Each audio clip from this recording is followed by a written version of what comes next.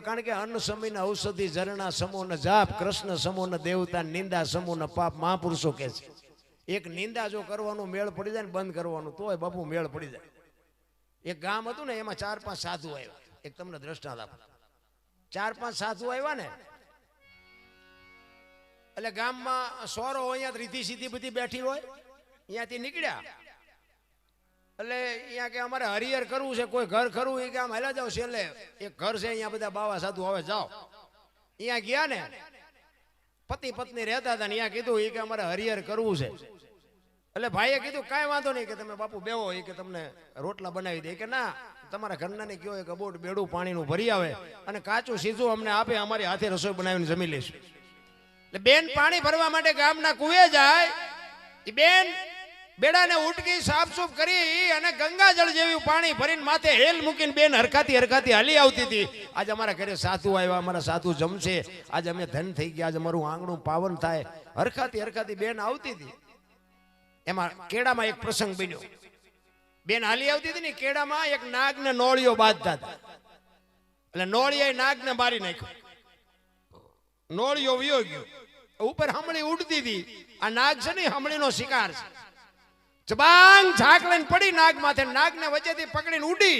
મોઢું પૂંછડું બે લબડતા હતા ને, મોઢામાંથી ઝેરના 2 ટીપા પીડ્યા. એ બેન માથે જે હેલ હતી ને, હેલમાં પીડ્યા. એ બેનને ખબર નથી. જો આદરા હાથ વચ્ચે રે ધાર્યું ધણીનું થાય, આનું ના. બેન હરખાતી હરખાતી ઘરે આવી. ફળિયામાં એનો ઘરવાળો બેઠો છે, સાધુ બેઠા છે, સીધું આપ્યું છે. અહીંયા હેલ ઉતારીને કીધું કે લ્યો બાપુ અબોટ બેડું પાણીનું, આમાંથી રસોઈ બનાવીને જમી લ્યો. એમાંથી રસોઈ બનાવી અને 5 સાધુ જેમાં અડધી કલાક, પોણી કલાક થઈને બાપુ 5 સાધુ સ્વર્ગસ્થ થઈ ગયા. 2 જણા વિચાર કરે, આ શું? કાચું સીધું આપ્યું, ચોખ્ખું પાણી લાવ્યા, એમની હાથે રસોઈ બનાવી, અને આ બન્યું શું? 2 માણા મુજાણા. હવે શું કરવું? અહીંયા 2 માણા મુજાણા, સ્વર્ગમાં વિધાતા મુજાણી. આ લખવું કોના ખાતે? આ 5 મેરે ભગવાને માર્યા એમ તો કહેવાય નહીં. નોળિયો દોષિત નથી, નાગ દોષિત નથી, હમણી દોષિત નથી, આ 2 માણા દોષિત નથી. તા લખવું કોના ખાતે? વિધાતા ભોળાનાથમાં આવીને કહે છે, પ્રભુ આવો પ્રસંગ બન્યો, હવે આ લખવું કોના ખાતે? એ કે નોટ ને પેન લઈ લે, હાલ મારી. ઈ જ ગામમાં આવ્યા તો રીધી સીધી ઘડિયાળના કાંઠે આવી જઈ હોય. અહીંયાથી નીકળ્યા. ઈ કે અમારે હરિહર કરવું છે, રાત રોકાવું છે, કોઈ ઘર કરવું? કે હાલા જાવ, આમ કાલ 5 ને માર્યા, આજ તમારો વારો. ભગવાન કે લખ આમના ખાતે, ભલે ભોગવે આવડા. ઈ ચમ મર્યા એ મને ખબર છે, આમને ખબર છે. લખ કે ભલે ભોગવે. કોકના ગાળિયા આપણા પગમાં કરી જાય. સારું ન કરીએ તો કઈ નહીં, કોઈનું હિત ન બોલો ને તોય ઘણું. આ આવડા મોટા માંડવા નાખ્યા, એમાં બધાનો સહકાર નહીં હોય. 100 મણ દૂધ બગાડવામાં 60 ના ટીપા 2 જ જોવે. આખા ગામની જરૂર ન પડે. 100 મણ દૂધ હોય ને બગાડવું હોય તો વાર જેટલી. એટલે આવું કરે ને, અહીંયા 60 ના ટીપા જેવા જ હોય, પણ હલવી લેવાનું હોય. મહાપુરુષોએ તમને મને બાપુ શાન કરી છે. મને તો એમ થાય કે જીવે એવું ટાણું આવ્યું છે. ભલા મને કેવો સમય મળ્યો છે. આપ વાહ, તમે જુઓ તો ખરા, આપણે થીગડા ઉપર થીગડા ઠબકારીને બાપુ મોટા થયા. તો અત્યારે ફાટલા પહેરવાનું ચાલુ છે. ઓલા જીન્સમાં તમે જુઓ, જીન્સના પેન્ટ હોય, માથા વ્યા જાય એવડા એવડા ફાંકા, અને પાછા એમ કે હારાવાળા. આ હારાવાળા એટલે એક આંગળી જાય એટલું ફાંકવું હોય ને, તો આપણી માં એમ કહેતી હતી કે બેટા લાય, હું તને 2 ટાંકા લઈ દઉં, આ દેખાય તારો. ઈ આપણી સંસ્કૃતિ હતી. અત્યારે તમે જુઓ તો ફાટલા પહેરે તો એને બધા સલામો મારે કે આ પૈસા વાળા. બોલો, માથા વ્યા જાય એવડા એવડા ફાંકા હોય. અમારું એક ટાબરિયું ભણવા જાય છે ને, એને એવું પેન્ટ પહેર્યું હતું ને, મેં એક દી મસ્કરી કરી. મેં કીધું બેટા તું તાર પપ્પા આવે ને કહેજે મારે વઢવું છે. મને કે કેમ? 5મી ચોપડી ભણે છે. મેં કીધું પૈસા નો હોય તો હું આપું, આવા ફાટલા પહેરાવે છે? મને કે દાદા તમને ખબર નથી પડતી, આને ફેશન કહેવાય છે. મેં કીધું બટા આવા પહેરીને તો એમે મરી ગયા, ખબર નહોતી આવું ટાણું આવશે ને, કે એમે હાજવી રાખત તારા અરે એમે નો પહેરત. અરે જોવો તો ખરા, ઉલટું હાલ્યું. સાચી વસ્તુ સમજાતી જ નથી. પુરુષ નથી પૂગી ગયો ને, ત્યાં દેશની આબરૂ દીકરીઓએ રાખી છે. રામ, તમે કહો તો હવાર સુધી દાખલા આપું દીકરીઓને. એટલા માટે બહેનોને ખાસ કહું છું, જ્યાં ધર્મ ધ્રુજો, તમે જો સગાળસાનો ઇતિહાસ લ્યો, જલારામનો લ્યો, હરિચંદ્રનો લ્યો, એક એક સફળ પુરુષની વાંહે એક એક દીકરીઓનો હાથ છે. ચંગાવતી ન હોત તો સગાડસાને કોઈ ન ઓળખત, તારામતી ન હોત તો હરિચંદ્રને કોઈ ન ઓળખત, વીરબાઈ ન હોત તો જલારામને કોઈ ન ઓળખત, દેવીદાસ બાપુને અમરમાં ન હોત તો કોઈ ન ઓળખત, સવારામ બાપાને જબુમાં ન હોત તો કોઈ ન ઓળખત. એક એક દીકરીઓનો હાથ છે બાપુ. સફળ પુરુષો તઈ થયા છે. આ આખી દુનિયાને મેં આ મોટી મોટી શિખામણ દઈને ઘરે જઈને બકાલું સુધારવા બેહવું પડતું હોય તો આ પ્રોગ્રામ ને દિવાળી મુકાય ને. અને આપણે હું એવું અભિમાન નથી કરતો, પણ આ બધો ઘરનો ડાયરો છે. તમે તમારા બધાનો આ વિડીયાના માધ્યમથી તમે બધા મને જાણતા છો. મારે તો આ પહેલી મુલાકાત છે, પણ હું એવું અભિમાન નથી કરતો. પણ બાપુ ઘરે કંઈક સંસ્કાર એવું આપજો દીકરાને, દીકરાની વહુને કે પોતાના બૈરાને, કે આપણે ઘરે ન હોય ને આપણી આબરૂ માથે ડાઘ ન લાગે એવું કંઈક શિક્ષણ આપજો. અને અખતરો કરવો હોય ને તો બાપુ હું એવું અભિમાન નથી કરતો, પણ આ વ્યાસપીઠની સાક્ષીએ કહું છું, તમે મારી હાજરીમાં મારા મહેમાન થાવ ને હું તમને આવકાર આપું એ કઈ બહુ મોટી વાત ન કહેવાય. પણ આપણી હાજરી ન હોય તેથી આપણા ઘરે કોક દીક મહેમાન થાય ને તમને એમ થાય કે વાહ દોસ્ત વાહ. બાકી હું તમે મને હાસ્યું હોય, તમે મારા ઘરે આવો મારે તમને હાસવા પડે એ કઈ બહુ મોટી વાત નથી. ઘરનું માણા તો બાપુ સારું હોય તો જીવવાની મજા આવે, નકર શું જીવવાનું ભલા માણા. બાકી તો જીવનમાં ઉતરતું નથી. અમે તો આ બધા રાડ્યું પાડી પાડીને થઈ ગયા. અમે નહીં, સંતો રાડ્યું પાડી પાડીને થઈ ગયા.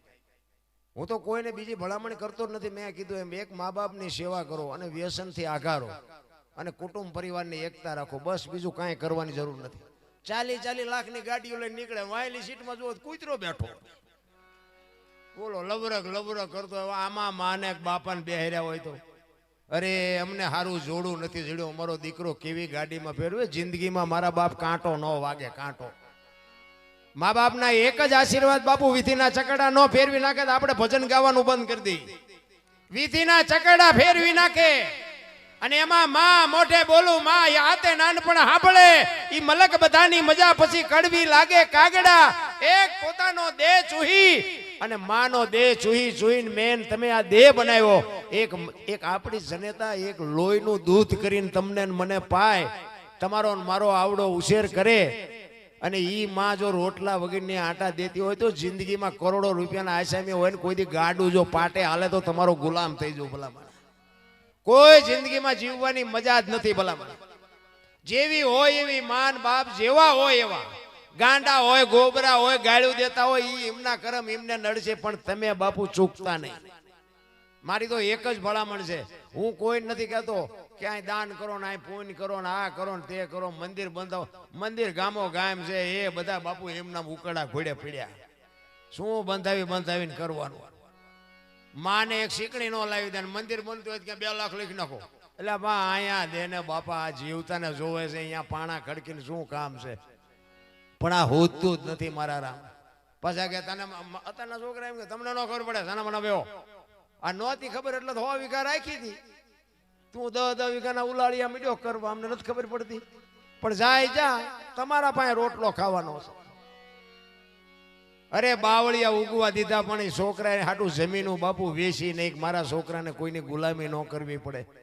પાણા એટલા દેવ કરીને બાપુ આપણા મોઢા જોયા હોય, અને આપણે આપણા મા બાપની ન કરી હોય તો આપણી ફરજ આપણી કરશે. આ કોમ્પ્યુટર માંથી હાલી આવે, વ્યાજ છે ચૂકવી દેવાની છે વાંહે, પછી રોયે નથી મેળ પડવાનો. અમે એક જગ્યાએ સાધુનો મેળાવડો હતો ને, વિરમગામ ભાઈ ગામ હતું, ત્યાં અમે ગયા હતા. સાધુનો બધો મેળાવડો હતો, મને બોલાયો હતો. એટલે અમે અહીંયા ગયા ને પછી એક બાબુ કહેતા હતા, એ કે તમારા જેવા કહે છે, અમે સાધુ સંતો કહે છે, પણ આ માણસને કેમ સાંટો પડતો નથી, આનું કારણ શું? બાબુ તમે બધા સંતો છો, તમે તો તમારે તો ઓનલાઈન હોય, વાત કરતા હોય તો. એ કે એમ નહીં, પણ કે આમાં કાંઈક તો ઉતરવું જોઈએ. પણ મેં બાબુ મને એક રસ્તો હુજે, પણ મારું કીધું કોઈ માને નહીં. મને કે કેમ? મેં કીધું હું કહું એમ જો કરે ને તો આખી દુનિયાના મા બાપ જો કોઈના દુખી થાય તો હું તમારો ગુલામ થઈ જાઉં.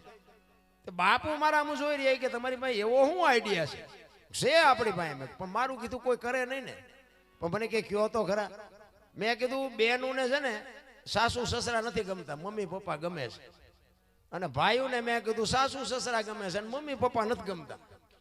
આ બેનું હારે જાય છે ને એના બદલે ભાઈઓ હારે જાય તો સમાધાન થઈ જાય કે ન થઈ જાય? બાપુ એ કાન પકડ્યો એ કે બાપુ તમારી વાત વિચારવા જેવી છે. વિચારવા જેવી નહીં, જો આ વાત અમલમાં મૂકી દો ને જો બધા આશ્રમ ખાલી ન થઈ જાય મને કહેજો. બેન ને તો અહીંયા મમ્મી પપ્પા મળી રહે અને આ ભાઈ અહીંયા જાય એટલે સાસુ સસરા અહીં ના મળી રહે. ડખા થાય કોઈ દી? સાચું સમજાતું જ નથી. આ ભજન સત્સંગમાં બધા મારા જેવા તો શું, હું તો કોઈ કલાકાર નથી, આ તો મારું ચમ હાલે જો મારો રામ જાણે. આપણે તમે સાંભળો છો, અહીંયા અમને કોઈ જ સાંભળતું નથી. એમાં આ લાઈવ છે ને, લાઈવ અત્યારે અહીંયા મારા વિરોધ અહીંયા બેઠા બેઠા હળગતા છે. મારો દીકરો ક્યાં પહોંચી ગયો છે, આવડો મોટો માંડવો ને એટલા બધા અહીંયા બેઠા બેઠા હળગતા હો. અને ઈવડે હળગે છે ને એમાં મારું હાલ્યું જાય છે. આપણી નિંદા કરે ને એટલે ગભરાવું નહીં. આપણા નડે ને પછી સમજી લેવાનું કે ઈશ્વર આપણો ઠાકર ત્રાજવે આવ્યો હોય તો જ આપણને નડે. ને કે વર્ષા મેળી સુધી અમને ઓળખે ને પડખે પડ્યા એ અભાગ્યા ન ઓળખે. સમજો ને, ઠાકર ત્રાજવે આવ્યો હોય તો જ તેને. તારી સમાજ છે ને ઓલા ઘેટા ઉપર ને હાંડિયા ઉપર ને ઓલું આમ ઓલો કાતરીને ફૂલડા પાડતા હતા. ઘણા જોયા છે. જો કે તમે માલધારી સમાજને તો ખબર જ હોય. એ ફૂલડા પાડતા હતા ને તેથી આ બધા ભણેલા શું કહેતા હતા એ કે આ બધા ઢોર ભેગા રહે ને ઢોર જેવા જો ને ફૂલડા પાડીને બિચારા રાજી થાય. અત્યારે કરોડપતિના છોકરા આ ફૂલડા પાડે. બોલો, આઈન પા ટોકો હોય ને આઈન પા કાન ટાઈકો હોય. નથી લાગતું કે આપણા ગઢાનું આવ્યું પાછું? અરે જોવો તો ખરા ઊંધું હાલ્યું. તમે જોવો 1-2 કિલો 4 કિલો ઘી ચોખ્ખું લઈને આમ બજારમાં રાયડું પાડજો. ચોખ્ખું ઘી છે, ચોખ્ખું ઘી ખપે જ મને કહેજો. અને ઓલા દારૂ બાવળિયા વેસે તો પીપળા ખપી જાય. બોલો, આપણી નજરની વાત છે ને, આપણા અનુભવની વાત છે. આપણે ભલે પીતા ન હોય પણ ખબર તો છે જ ને કે આ ખપી જાય છે. નથી લાગતું કે ખાવા પીવાનું ક્યાં થોડું છે, આની વાંહે આટલું બધું બરબાદ.